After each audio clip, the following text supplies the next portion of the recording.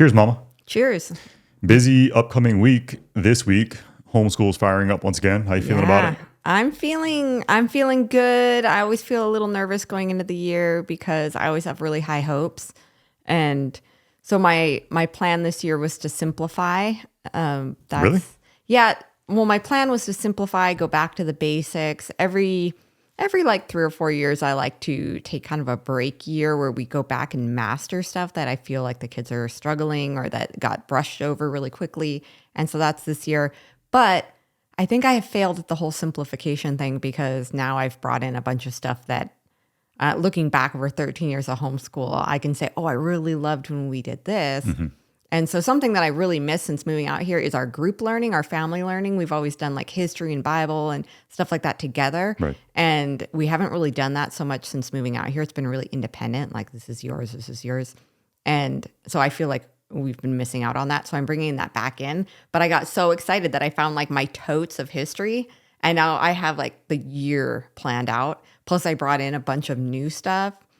And like I discovered the Tuttle twins and I brought in a bunch of stuff from them. And now I'm like, okay, my simple year has just gotten crazy. You sound very excited and enthused about it, which is funny because I know we're going to get a few weeks or months into this. Yes. And if we are to revisit it, you will not necessarily be as enthusiastic about it. It's a lot of work. Credit to you. You've done a great job with this over this is year number 13 for you. Year number 13. And it makes life a little more complicated for us on a day-to-day basis, especially with everything else that we have going on. So I'm glad that school's going to be back in session for our kids at home. But at the same time, I know it's going to be more difficult for you and I to find time to do stuff like this, unfortunately. But it is what it is and it needs to be done. So. Yeah, just working around the property is harder. I mean, now we're not going to be getting started till 1 o'clock in the afternoon and it gets dark a lot sooner. So that definitely shortens our workday. So I think a lot of times in our videos, we're going, well, we're getting a late start today. We're getting a late start today. And it's because we school our kids in the morning. Because we are. Yeah, because it's 1:30. So very busy upcoming week. We had a really interesting week this past week because there was an issue that came to us. It found us. Yes, it did. We did not seek it out. It is a new situation for us to be encountering together as parents. I think all in all, it went very smoothly, but it was, it kind of came out of nowhere.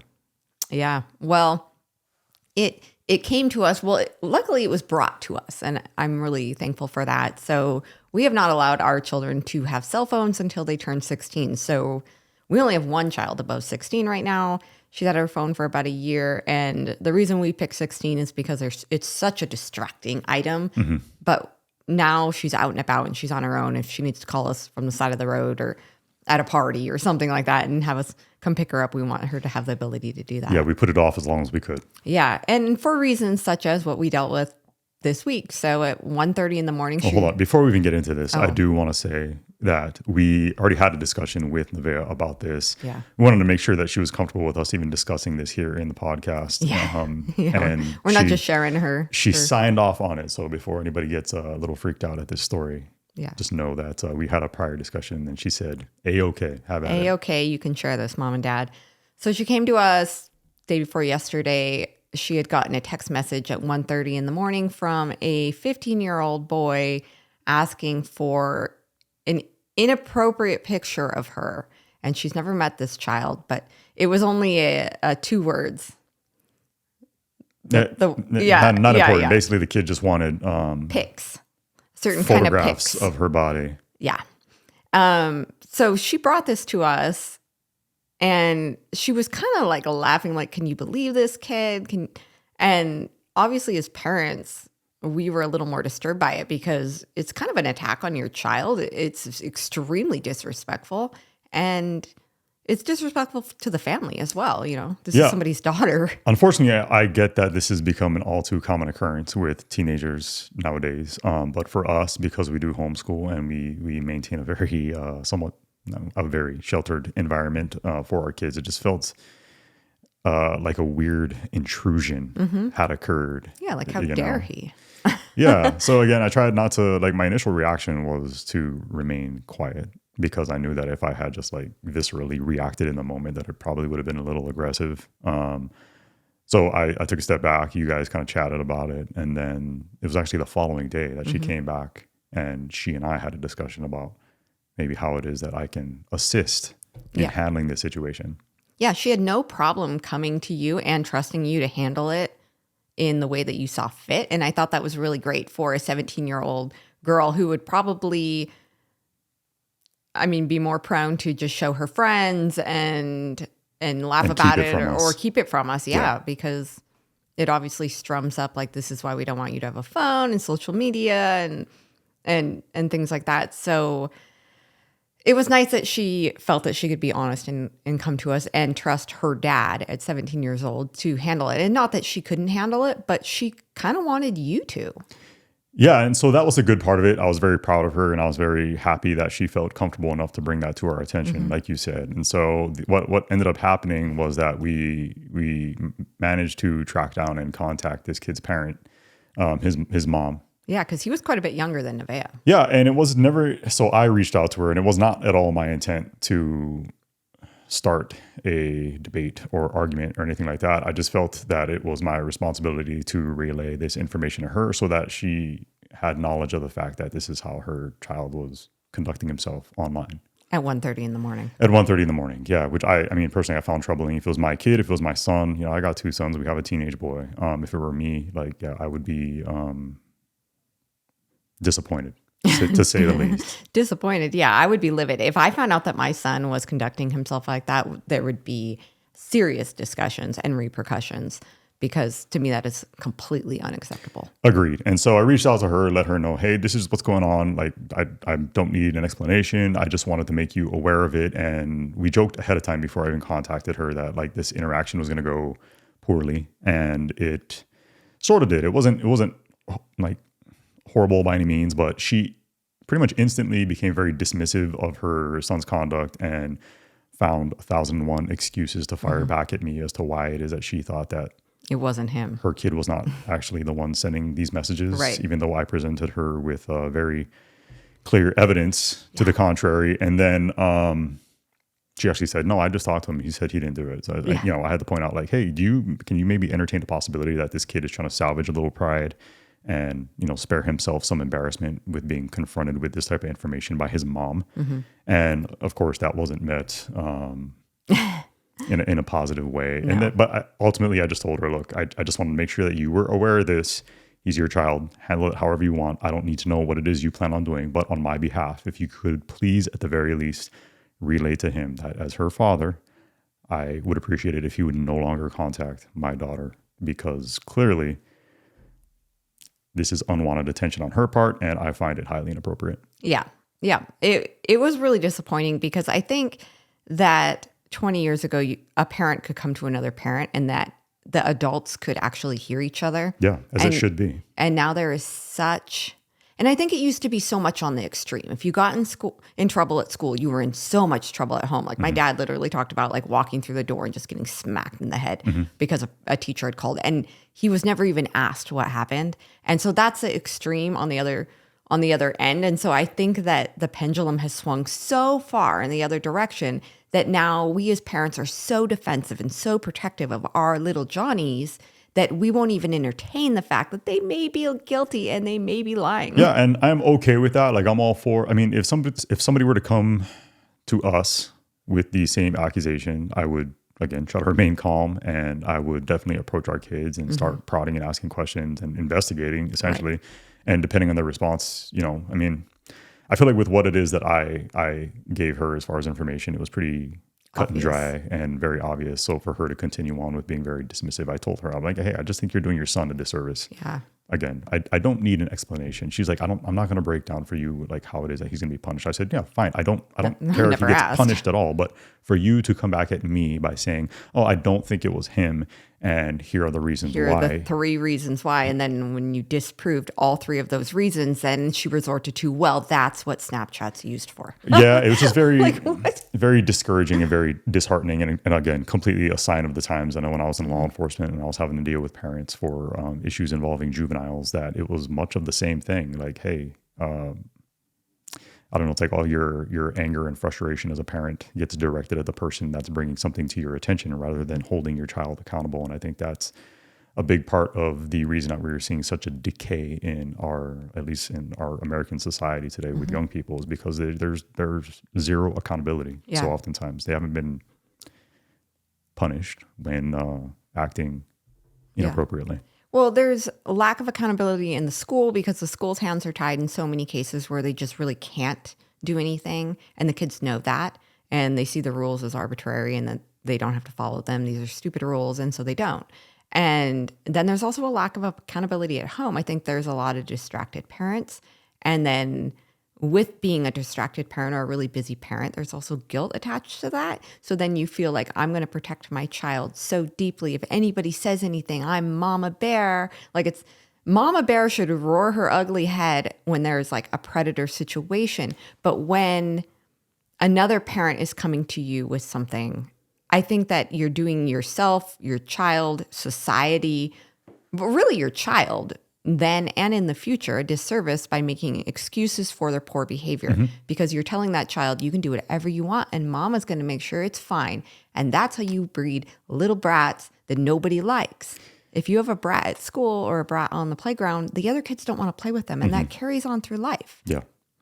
Like you have to learn to conduct yourself in an acceptable way. Yeah, I think job number one as a parent, especially with kids that are teenagers or young adults, is to provide them with the necessary guidance. Yes. And this was a perfect opportunity for her on her end to have a very important discussion with her son about how it is that he should conduct himself when interacting with members of the opposite sex. And again, I just came away from it as just very, very frustrated and disheartened. But it actually led to another discussion for us on our side of things in our household about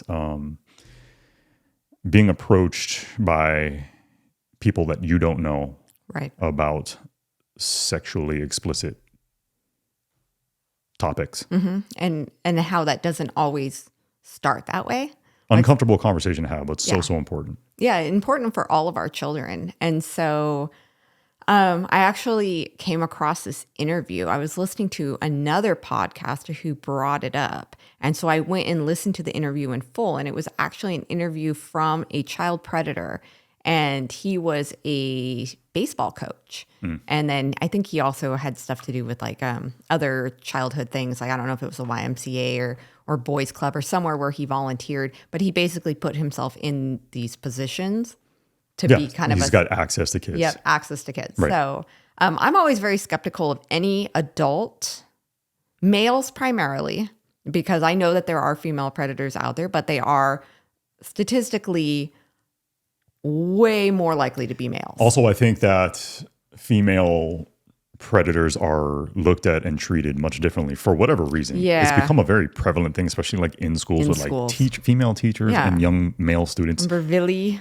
Yeah, and it used to be, at least I think it was thought of as being a very rare circumstance, but now it seems like it happens on a regular basis, with people and do not react and respond to those situations in the same way, which I find really odd and interesting. Yeah, I think people kind of primarily think that it's men that are child predators. Oh, and I'm sure that it is actually statistically. Yes. Sure, yeah, but it's just weird the reaction. It's like if it's a 15-year-old boy that is being victimized by his 30-year-old female teacher, there's not this massive uproar of like, how dare you? It flip those roles to where you have a 30-year-old male and a 15-year-old female, and people appropriately so lose their minds over it. I just don't understand why it's not applicable to both of those situations. It's so bizarre.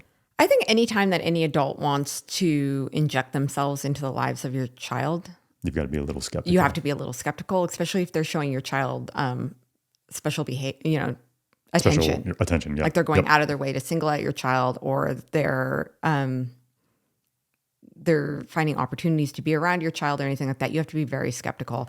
It's a very pessimistic mentality to have, but I think that when it comes to your children, you shouldn't be taking unnecessary risk. At the very least, just be aware and pay a little extra attention in those circumstances. And it's such a hard thing because there are some incredible people in these roles, youth pastors, coaches, volunteers at different boys and girls clubs, after school care, teachers. There's incredible leaders and role models that do just want to be there for children that maybe don't have fathers. But You have to understand as a parent that predators will seek out these opportunities and place themselves in these positions. This is why we're seeing it more and more in our churches with Sunday school teachers and youth pastors and coaches. You're seeing it more and more. It's the perfect recipe, right? You as the child are the subordinate. I'm the leader. You are to defer to me. And, I get to dictate a lot of these situations, and you cannot question me, be disrespectful, any of that. And so, when you have a kid that's come up and like maybe a broken home and doesn't have that sense of morality or what is right and what is absolutely wrong, you muddy those waters and you blur those lines, and things can become very sticky, unfortunately, very quickly. Yeah. Well, did you watch the interview with that? No, you told me about the interview, and I was interested, but I wanted to hold off so that we could maybe watch it and react in real time here on the podcast. We'll include this video clip on the actual podcast, but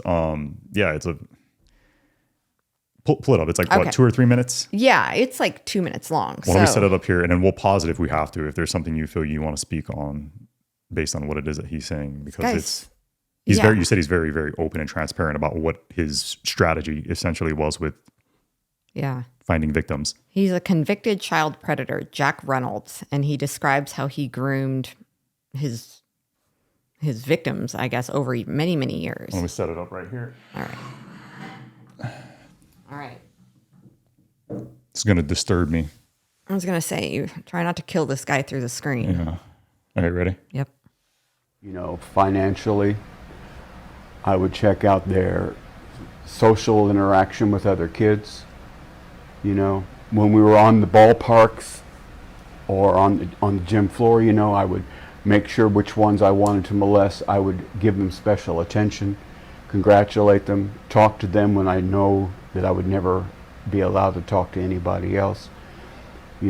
Aside from everybody, I would give them the attention that an official is not supposed to give anybody. And it made them feel like, wow, he's paying me attention.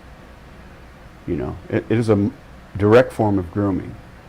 Were there certain characteristics that you look for in children before molesting them? In children, yes, but more I also looked at their families. If I thought the father was a threat, I would not approach the child. If I thought that... That's huge. That's huge. So that's the biggest thing he said. When picking your victims, what did you look for? Susceptibility and not having not being met with any... Resistance. Yeah. I'm just trying to find a very strategic word. Yeah, resistance. Good one. I think so the very first thing he would do was look to the father. And it wasn't just looking to see if it was a single mom. It was sometimes the fathers could be there, but maybe they were more passive. Maybe they were not likely to ruffle feathers or ask questions. Maybe fathers were distracted. Yeah, the path of least resistance. Right? If you're not going to have some dad that's going to handle that situation appropriately, of course, that's going to be appealing to you as a child predator. Yeah, so you're definitely not that kind of father, and you've proved that in situations in the past where you very quickly go from being a dad walking through the park to being dangerous for somebody. I call it blind rage. It's parental blind rage. But why is this guy sitting at home? Yeah, it seems like How is he not in prison? I don't know. With as open as he's discussing his... Because he served his time. Is that the case? I don't know. It does not look like he's in prison. All right, I'm curious to hear what else he has to say here. Child had friends that he would tell, I would not approach him. If I thought the child had friends that were in the same capacity he was, I would approach him, for the simple fact that if I could molest him, I could lure him into grooming him into believing that he would enjoy it. And therefore, I could manipulate him into having his other friends come and be molested by me as well. So perhaps a child that doesn't really have a whole lot of friends, maybe not really a strong family, things like that. Yes, no spiritual values. Okay, so that's another thing. Weak in education, No spiritual values. No spiritual values. Like, what a weird thing for a predator to bring up. I don't think it's weird at all. I think it's, it's something that you look for because it's easier to overcome. Yeah. Well, I think what he was looking for is just, does this child have an innate sense of right and wrong? Morality, yeah. Like that's literally what we were saying, right? Because a young mind without that hasn't been provided that kind of guidance might question things like, this feels wrong, but maybe this is okay. He's convinced me that it's okay and that this is normal and that, hey, I'm going to enjoy it, in fact. Yeah. Well, and then he also looked for children that were very isolated and didn't fit in. And he would look at their clothing and stuff like that to get a sense of how well off they were. Yeah, how well off the family was. And so I think that's, if you have a child that maybe doesn't fit in and you're noticing an adult taking a special interest in that child, like you might as a mother be like, this is so great. He really needs that encouragement. Yeah. But you must be skeptical of that adult. Again, and if you are not skeptical whatsoever, that's something that's going to be exploited. Like we said on the last podcast, like it's great to be positive and look for the positives in people. But when somebody like this recognizes that in you, that's something that can be taken advantage of, and it can be 100% exploited. Yeah. And if they're like, I just want to take him to pizza and have a day with him. No. Yeah. Never do that. Never do that. Even no. I don't like using words like never, but you should be cautious. You should 100% be cautious because it's so easy to. I think if you're not there, you're not being cautious. Like if there's an adult that is not somebody that you grew up with and is a safe person, wanting to take your child from you, volunteering that, showing them special attention, then it's not worth the risk. I personally completely agree with you, but I know that there are going to be others that very strongly disagree. Okay. Needs help in many ways, even from split parenting. Has a mother who may be having problems with the family. Well, here comes superhero in to help out. Wow. Well, thank you very much. Yeah. Exactly. No problem. You ever need me to take them away for the night so you can have a night out? No problem. It works. It works. I'm confused about why it is that this guy is being so honest after the fact. Is he trying to make up for his actions somehow? I guess I don't really know the history as to why he's being so open about it. I would hope that he's trying to kind of educate make up people for his actions. It's hard to hear, but it's what's real, right? And it kind of gives you a glimpse into the mindset of these guys, and it can be helpful information to have as a parent, right? If you're looking for to identify all these susceptibilities as things that you can address. Oops, sorry. Based on, you're getting it straight from the horse's mouth in that case. So highly disturbing. Did you show the kids this video? No, I haven't. You didn't show it to Nevaeh? Actually, Nevaeh was watching it when I was watching it. So Nevaeh saw it. What'd she was say? Just like, what a creep. And she's always been super skeptical of people. So can't imagine why.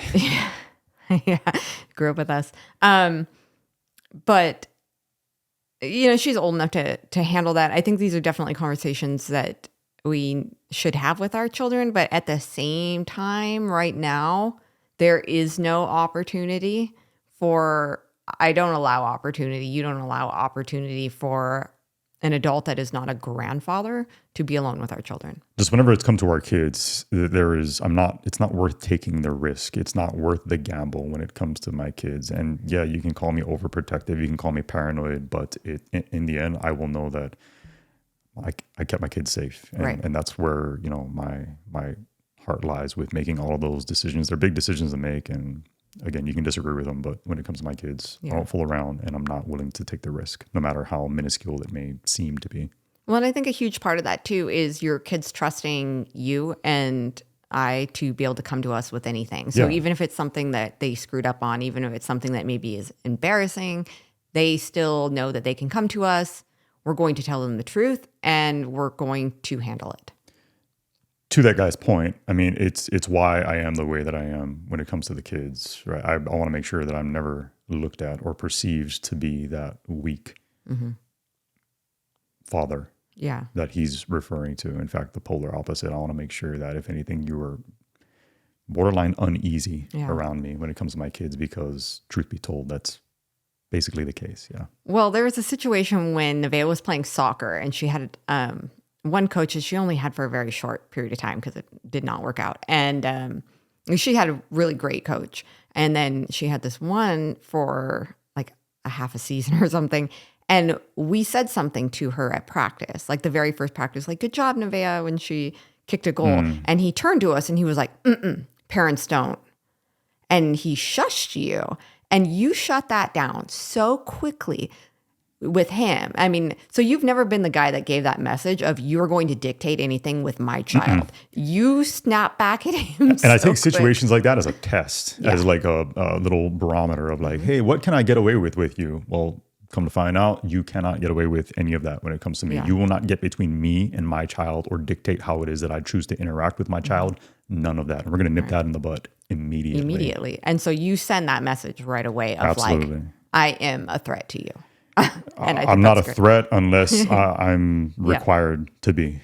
But know that you are, and you can be. You can be very dangerous to somebody. That's and that's, you know, I know for a fact that these predators will put out little feelers like that. They are basically little mini tests to see how far it is that they can push those boundaries, right? And so it's, you know, is the second I pick up on that, especially with my background, I'm automatically weary of people. But in situations and circumstances like that, absolutely, I'm not going to tolerate that for a second. Anyone who tries to drive a divide between us as parents and our children, I'm done. We're out. Right. So I think this kind of comes back to homeschooling a little bit and why we made the choice to homeschool. And it's not because we're afraid that there's all these predators out there. Granted, when you look at the statistics of people that reported being molested growing up, it's like 1 in 3. Yeah. That is staggering. And a lot of this is at home, uncles, stepdads, but not always. A lot of it's coaches, teachers, friends. So I've always been really wary of sleepovers. If there is a brother in the house, you may not sleep over. For our girls,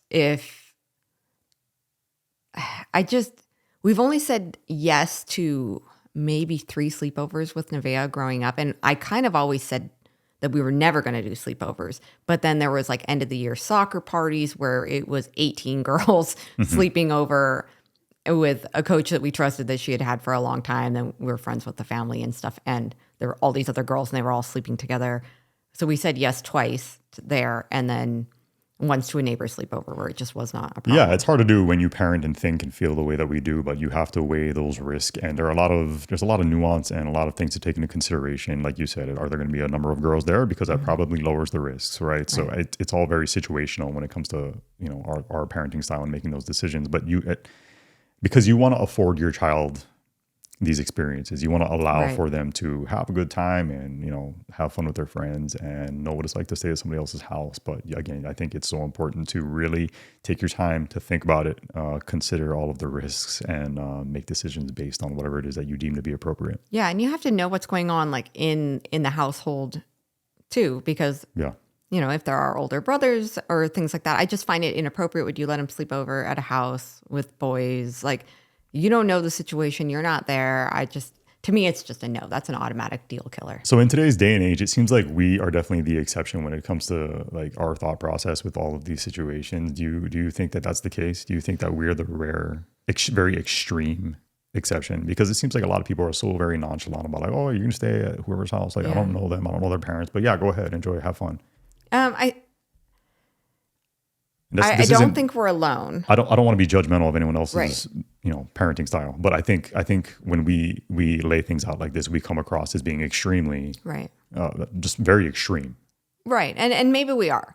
And I guess I am extreme when it comes to our kids. And there's a lot of people that will argue that that's a detriment to your child. You're sinking your talons in as Dr. Jordan Peterson puts it. He would disagree with us. He would disagree with us greatly. He thinks that one of the most dangerous things for a child is for an overbearing mom to be overbearing. Guilty as charged. Yeah. And he's made statements such as, 15 years ago, he's a little more lax on the homeschool now because homeschool has become more prevalent, very mainstream, more trendy, more mainstream. Yeah. And you're getting people on both sides of the aisle very passionate about homeschool. And but 15 years ago, 20 years ago, like when I was homeschooled, he said he was very skeptical of the families that would homeschool. Hope you guys are enjoying today's conversation. Today's episode of the podcast is actually being brought to you commercial free by the good folks over at Delete Me. A couple of weeks ago, we signed up for a service called Delete Me in an attempt to stop some of these crazy phishing emails we were getting and also get some of our private information offline. And we have been so impressed with all the information that Delete Me has not only found, but deleted for us. We learned that there are corporations out there called data brokers that will scour the web, gathering huge amounts of your personal identifiable information. They will use government sites, self-reported information, even your own social media. They will gather things like your birth date, your social security number, your family members, even your past addresses. And then they will put it all together and create a profile on you that they then license and sell to other data brokers, companies, pretty much anyone that has a personal interest in your personal information. That's right. And this is a huge problem because it puts you and the people that you care about at risk for things like phishing scams and identity theft. After our very first scan, Delete Me found 49 different data brokers that had our personal identifiable information. We were able to tell them exactly what we wanted deleted, and their privacy experts took it from there. The really cool thing is now they will continually scan the web to make sure that our private information doesn't pop up elsewhere. Melissa and I both highly recommend the services provided by Delete Me. If you sign up under their family plan, you can protect not only yourself, but also your loved ones. This is especially beneficial for maybe some of your elderly family members because they are so oftentimes the target for these scammers. To give Delete Me a try for yourself and those you care about, just click the link below or go to joindeleteme.com/GSL and use our code GSL to get 20% off all consumer plans. We want to thank Delete Me for sponsoring today's episode of the podcast and keeping it commercial free. Now let's get back to our conversation. Like a lot of times there's abusive families that homeschool. There's people that claim to homeschool that don't educate their children at all. Because his perception is that it's all based on control. Control and trying to hide from something or to avoid something. And I just don't think that he believes that it's healthy to be withdrawn to that extent, especially for kids who are developing, social skills and all that, which I completely understand and I get. And yes, that is one of the major drawbacks to homeschooling your kids. Yeah, he thinks that children need to begin being socialized around the age of 3. And I would argue I disagree with that. Not that necessary, but he says that, no, they need to learn that how to approach a child, how to ask them to be a friend, how to ask them to play, how to be rejected, how to all of this in these very formative years. And I think that you can find situations for your child just by I used to just take Nevaeh to the park and I'd sit her there and I'd set her loose and observe the interactions, and she would always wander up to kids and she would have those same interactions. But I was able to view it. She was a little tough. There were a couple of occasions of shoving other children off the swings, but but it was funny because as a homeschool family, the siblings become very reliant on one another as friends. And they become very protective of one another, and they play a much more active role in the lives of their siblings, education, entertainment, friendship, everything. Kaimani is extremely active as a leader and a male role model in the lives of Eli and Kira. He almost has like a father-like. He's modeling what it is that he is familiar with. And he takes that role very seriously. And you've kind of instilled that in him. You'll say, he is watching you. He looks up to you. And he takes pride in that.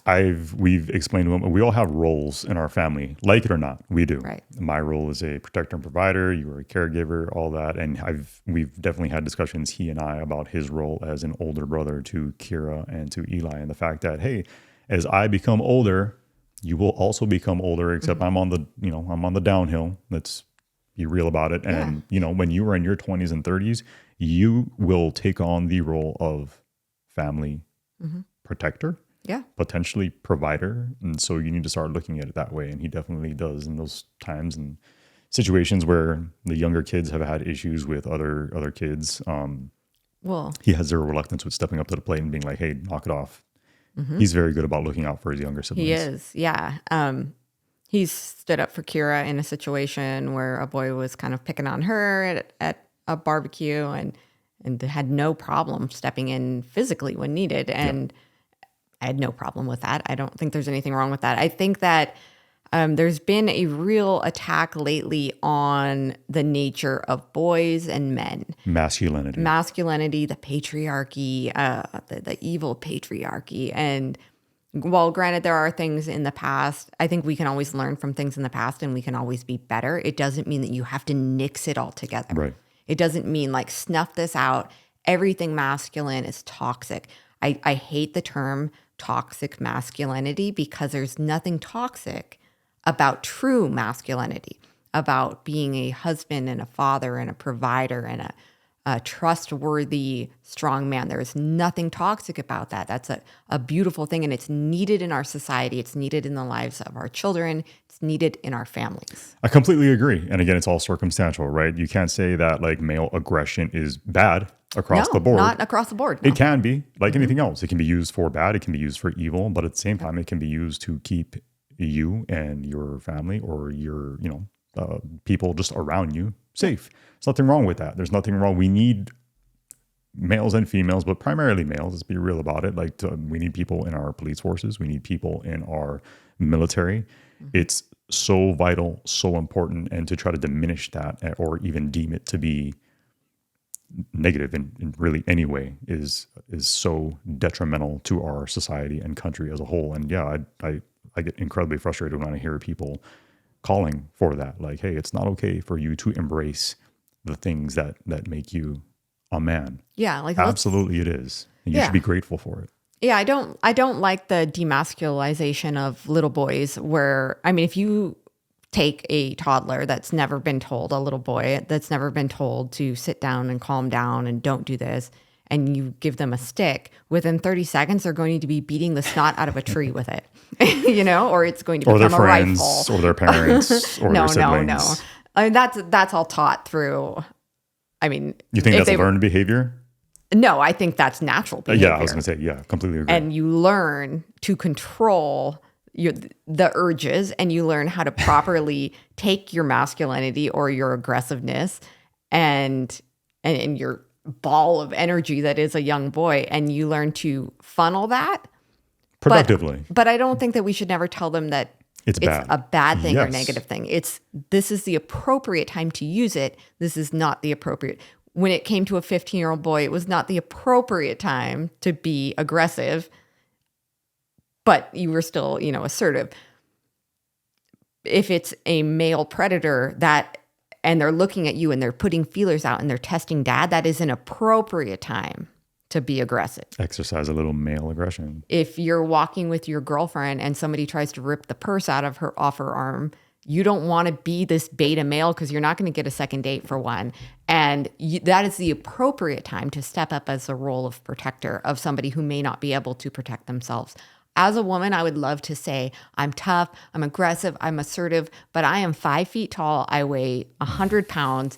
It is just a matter of physical truth that I cannot defend myself against a man without some kind of a tool, which I may not always have on me. So ideally, yeah, and the same is true for me. I'm not the biggest guy in the world, but it doesn't matter.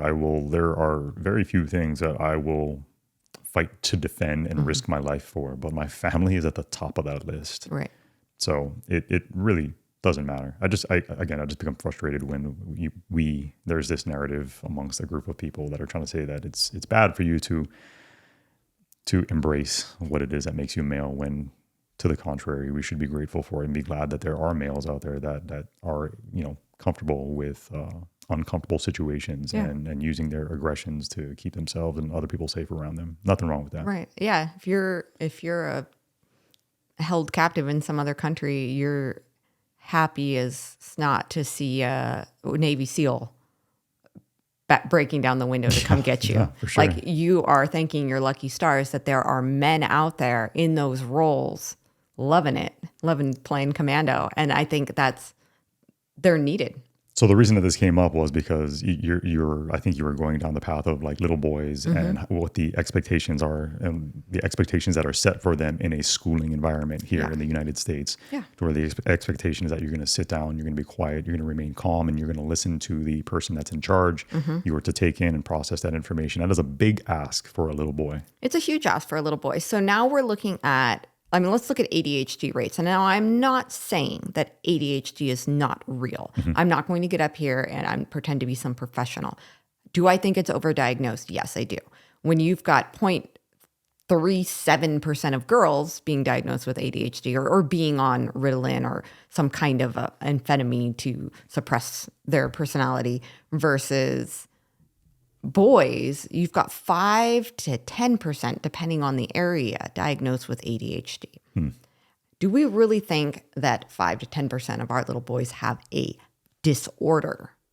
Or are they just built differently and that doesn't jive with the confines of the American public school system? Or it's not even public school, it's just school as a whole. The way we model our schools in I think most countries, most like Western civilizations. It's very new. So and it started only like maybe 150 years ago, this whole, like, we've all grown up in the school system, and our parents grew up in the school system, and their parents grew up in the school system. And it doesn't necessarily make a lot of sense, and there hasn't been a lot of modifications or adaptations along the way. Well, and when you look at the way that it was created and why, it's kind of disturbing. So I'm not going to get like totally into it, but if you really, like, if you're interested, go look at the history of the school as we know it, the 6-7 hour day, the standing in lines, the raising the hands, the desks in a row. All of these things were done by design. You had primarily females at the top, at the front of the school. Now we've got a lot more male teachers now in modern schools, but it was primarily females, and that was also by design. And what do you mean? Why was that by design? It was just to be kind of like this maternal role. It was a little bit less threatening, but yet they had a role, and they knew what it was. Motherly, looking over the kids, yeah, looking after the children. So school was not mandatory. I mean, if you look at like the history of America and all through Europe and stuff, so a lot of kids learned in their churches. They would have little one-room school churches. That was very common. Most kids were taught at home, and that was, you learned to read and write at home by reading, whether it was the Bible or other literature, and then they would read to the mom while she was cooking, and they would have to write papers, and that was how they learned. And these were a lot of farmers and things like that. But then with the Industrial Revolution, they needed factory workers. Yeah. So it was like Rockefeller put billions of dollars into the school system and created what we now know as this public school institution. Free school. It sounds really nice. But his direct quote when funding the school system was, "I don't want a nation of thinkers. I want a nation of workers." Yeah, 100%. That's what our system is responsible for turning out, and understandably so. But it doesn't mean that you should. It's not necessarily what is best for all of our kids. Right. It doesn't work for everybody. Right. And so there's one model, and you have to fit in. And if you don't fit into the model of it, like ADHD peaks at the age of 8. We have an 8-year-old boy, and I can completely see why they say that. Oh, he's a slam dunk ADHD. Yeah, I guarantee he would be slapped with that label. They would say that he had severe ADHD, and they would medicate him, and they would suppress everything that makes him. That makes him this incredible, inquisitive, highly intelligent, hyperactive, mind all over the place child that wants to know everything about everything, and he's excited about learning and knowledge. I feel like 70, maybe 80% of what he says comes in the form of a question throughout the day. 100%. Most inquisitive person I've ever met. Hey, Dad, I already know the next word is going to be why, what, how, yeah. When. Yeah, which is great. And I think it's a beautiful thing that we live in an environment here. We've fostered and kind of molded an environment here where all of our kids feel comfortable being those free spirits to pursue whatever it is that they are interested in and to ask questions about whatever it is that they are interested in. Yeah. It's part of why Eli goes balls to the wall with the things that he loves, whether it be aviation, dinosaurs, becoming an astronaut. Currently, it's about North Korea somehow, because that's a normal thing for an 8-year-old kid to become fixated with. Do you know why he's interested in North Korea? So I asked him about it. He's been watching everything that he could possibly find on North Korea. He's been listening to interviews of people that have fled North Korea, and he says, well, I can never go there. So because he can never go there, he loves to investigate. He wants to know everything that he can find out about this untouchable area. So when he's not currently asking questions about something he's interested in, he's hitting us with random facts about North Korea. Yeah. Which if somebody came into our household and watched this, he'd be like, what is going on here? What is your son doing? And prior to this, he became completely obsessed with World War II. Yeah. I mean, he loves history. Normandy and He likes to wrap his head around things from like a chronologically, like he wants to know how we came to be in the world here today and what led up to it. Right. And so what 8-year-old does that? I don't know, but I love that he has the freedom to do it. And I know that would not work in the public school. When a teacher is trying to give a lecture to 20 children, you can't have one kid in the back of the class going, wait, stop. So what you're saying is, or can we go back? Well, you can't have that kind of disruption in a classroom. And I think he would learn very quickly to suppress the wonder and the thoughts because it's not acceptable. And if he was unable to do that, the suggestion would probably be to medicate him into making him conveniently able. And let's be clear here. You and I are both products of public school. You went to private school I went to private school till 2nd grade. Then I was homeschooled through elementary after that. Yeah. And then I went back into public school in the 7th grade. So I was public school from kindergarten through my senior year. So I'm like literally 100% a product of public school. Don't want to knock public school. No. I don't think it's a perfect situation, but just like with homeschooling, it's neither perfect. One is perfect. Nope. There are drawbacks to both. And so I don't want it to come across like we were sitting here bashing public school. My last assignment in the police department was actually as a school resource officer. So I spent literally years, kind of revolving around the different schools within my portion of the school district. You were a former public school teacher. There are tremendous benefits to come with public schooling. However, for us, I think as from an educational perspective, I think there are just a number of drawbacks, and that's a huge part of our reasoning behind making the decision to actually homeschool our kids. Yeah, there's pros and cons to both. I think and there's huge pros and cons to both, really. And there are massive cons to homeschooling. I think that they do not outweigh the cons of the public school. However, as a public school teacher, I definitely saw that there were kids that could thrive. There were kids that would still come out of the public school system and be innovators and be creators and start these massive businesses and find great success with that because that system worked for them and it worked for their brain and their way of thinking and their personality. Entrepreneurial ventures are not at the forefront of what gets pushed onto these kids in the public school system, which is unfortunate.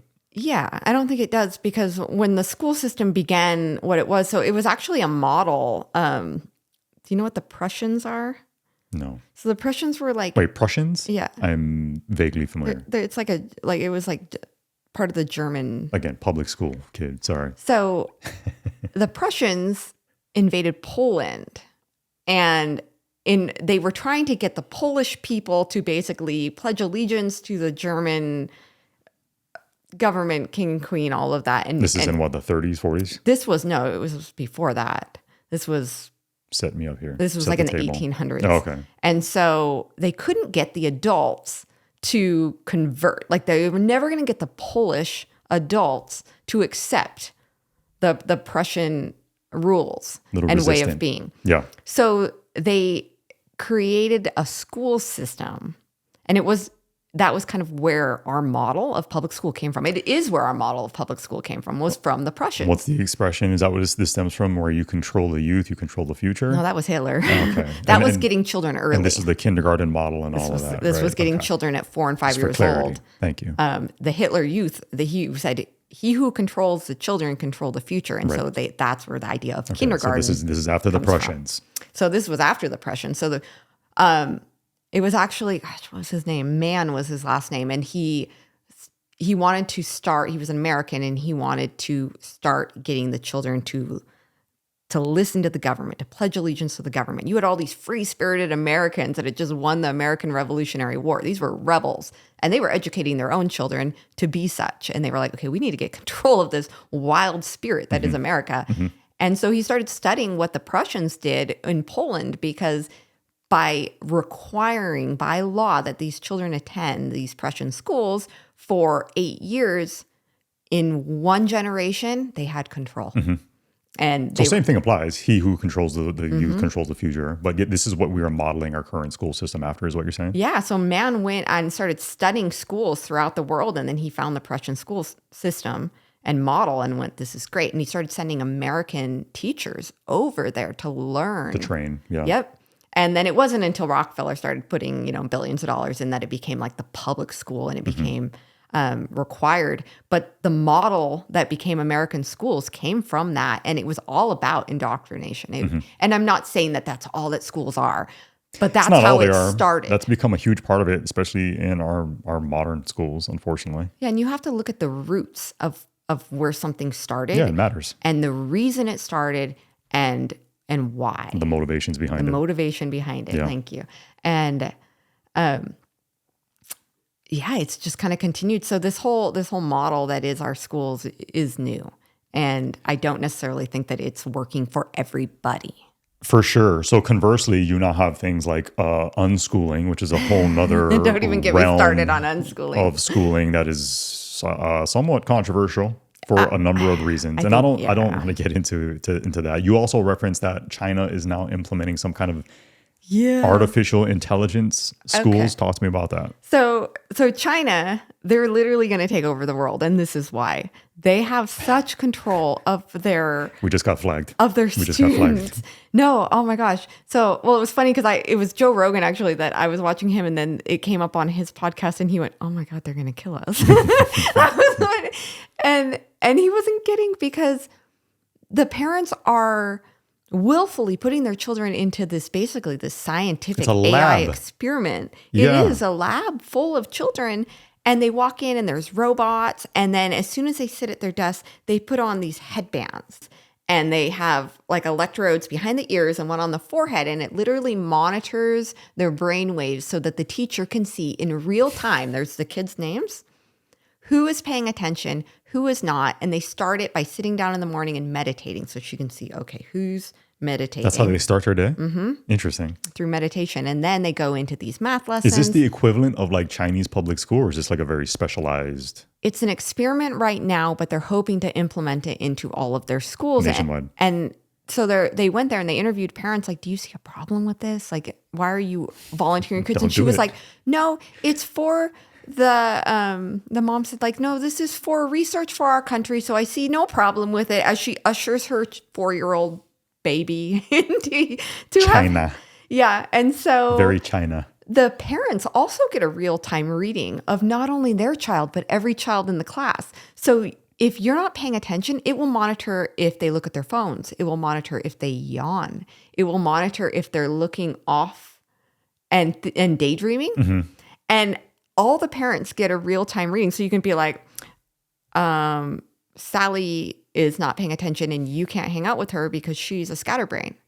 And so it's like you're literally publicly scrutinized by every parent, plus the teacher. So the teacher, they were doing a math lesson and everyone had their little chart was like, whoop, whoop, which meant they were thinking. Mm-hmm. And then there were a couple of the charts were down here, like the kids had lost it. Yeah. And maybe it meant that they didn't understand or they were thinking about something else. And she could go over to that child and say, hey, we need to get back on track here. That is a terrifying premise for a weird sci-fi movie. Yeah. And in all the public schools, they wear these vests. So this is not just this is all the public schools. They wear these vests with trackers in them and they're all given an ID. So as they're moving around the school, they have ID trackers on them. So there's no skipping class there, not in China.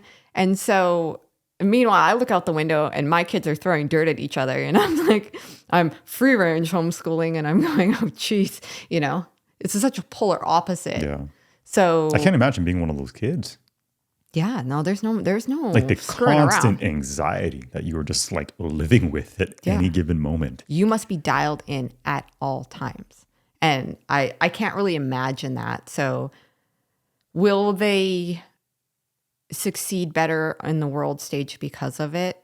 Probably yes. Long term, yeah. Because they will follow rules. They're making follow disciplined soldiers. Yep. Meanwhile, here we are doing, I'd argue we're doing the polar opposite. Yeah, we're kind of raising... We're creating social justice warriors rather than actual warriors. In the public school, yes, I think that we are.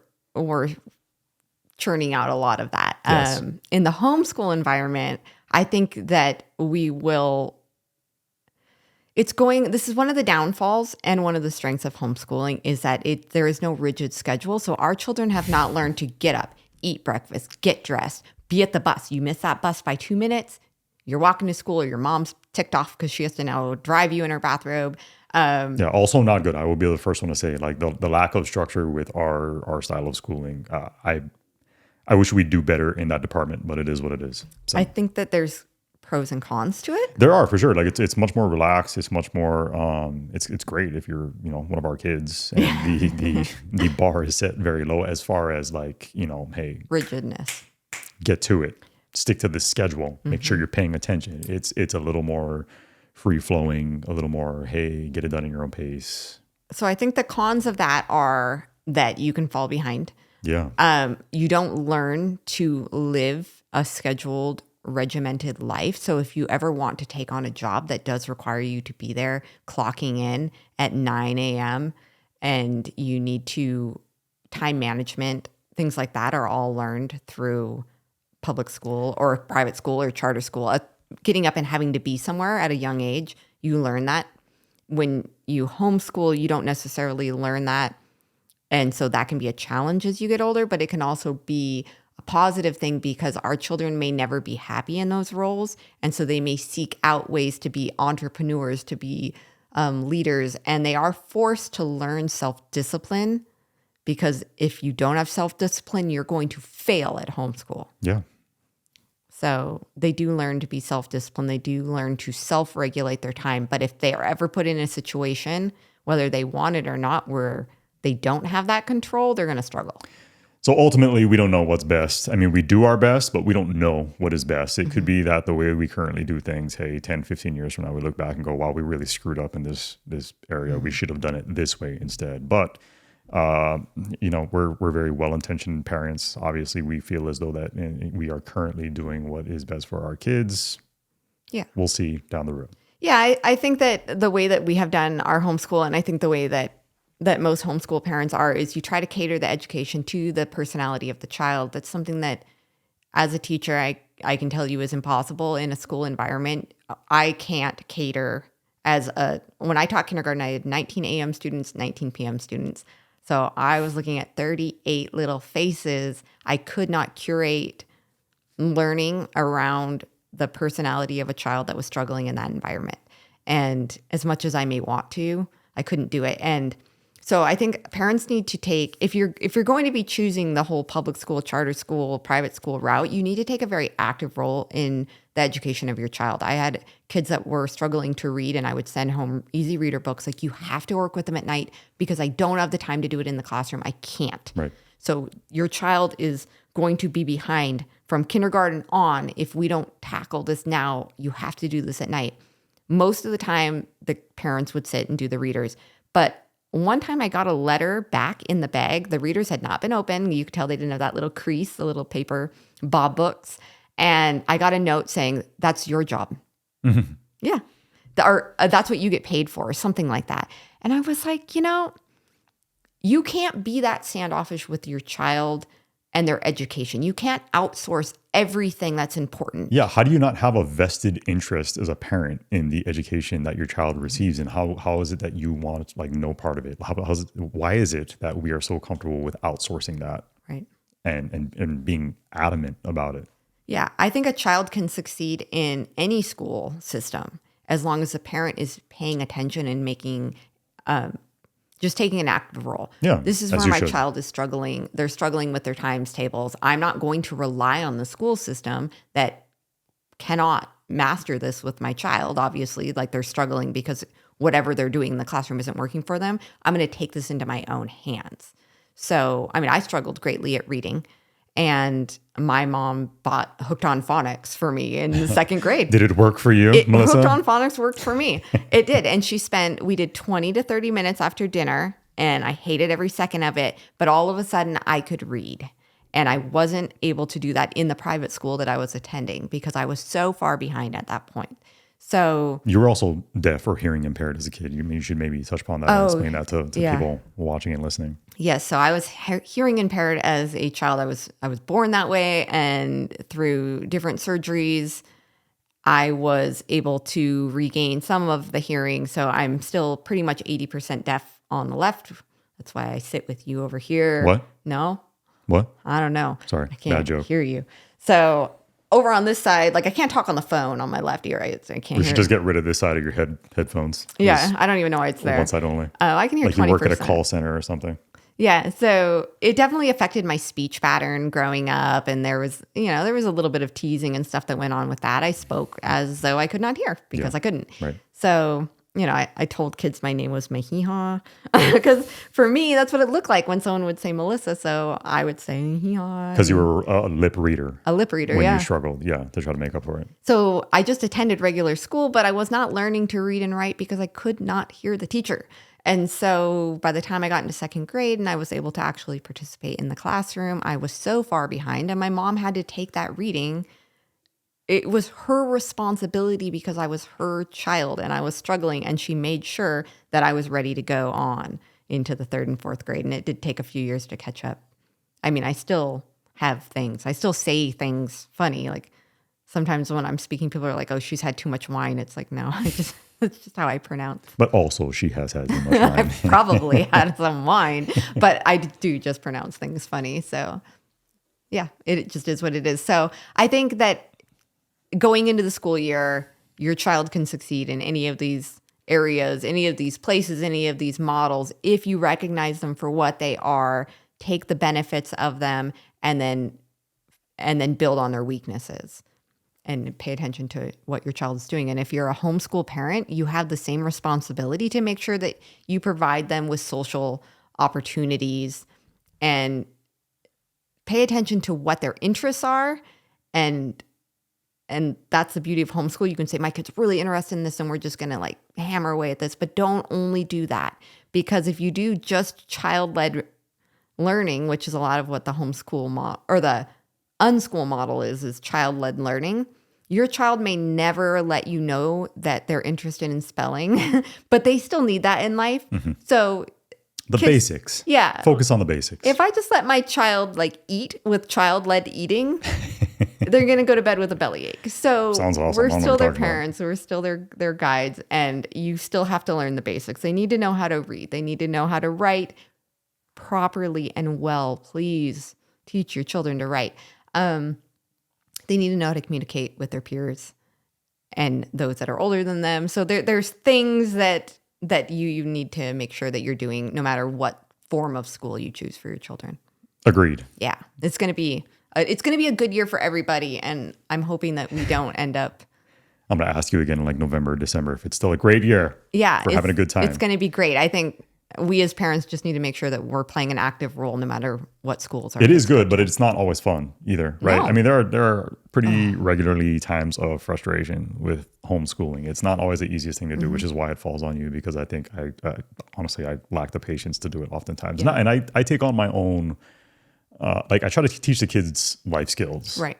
Rather than like handling the academic side of things, because that's your background. That's what you were, trained to do, and what you actually did as a line of work for a long time. So of course that kind of falls on you. But I don't think that's necessary either. And I think that scares a lot of parents away from homeschool. I have hundreds of messages a year that are like, I wish I could homeschool. Mm-hmm. And then I'll say, well, okay, well, is it because you're a single mom and you're working and like it just really isn't feasible to have your, small children out of school while you have to be at work? And they'll be like, no, I just don't trust myself. I don't think I'm able. Yeah. And I always give every parent, mother or father, that has the desire to homeschool but lacks the confidence to feel that they can take their child's education, which is extremely important, into their own hands. I always tell them there is no teacher, coach, person in the world who cares more about who your child ultimately becomes than you. And there is also no one on this green earth that knows your child more than you. You watch the expression on their face when they learn to roll over, to take their first steps. You understand your child, and you are the best equipped person to educate them because you care the most about them. And as long as you try and you put your all into educating your child, you are going to give them a decent, good education. It's not necessarily going to be easy, but it's possible. Right. I think it's possible if you have the desire and you do the research and you put in the hours and you put in the work. It's a lot of effort. And you're there.